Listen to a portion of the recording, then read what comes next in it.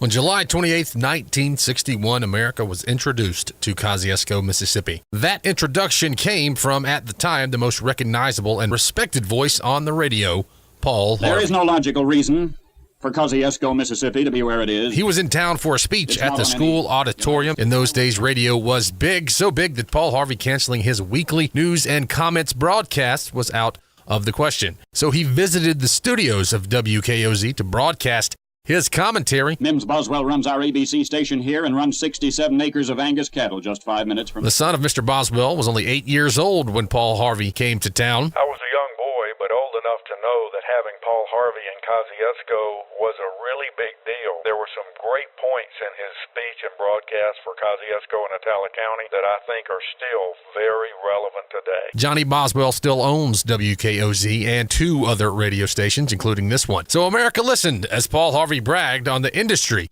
of small-town USA. Is located a gigantic wholesale florist and a huge processor of condensed milk. Seamless hosiery is manufactured. He also bragged on the hospitality he received when he arrived at the town's new airport. Through breakfast at 4 this morning with the sleepy-eyed but energetic JCs who are my hosts for a speech here tonight.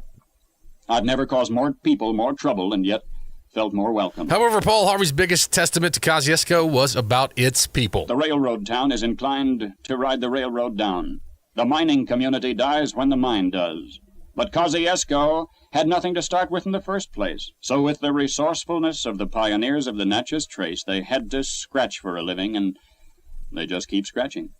The voice of America's radio visited Atala County for one day, and the impression it left on him was monumental. Tomorrow, we'll revisit Paul Harvey's news from Kosciusko right here on Breezy 101. That commentary will air 56 years to the day it was broadcast on radios around the country. You've heard the news here. Tune in tomorrow at noon for the rest of the story. Paul Harvey, good day.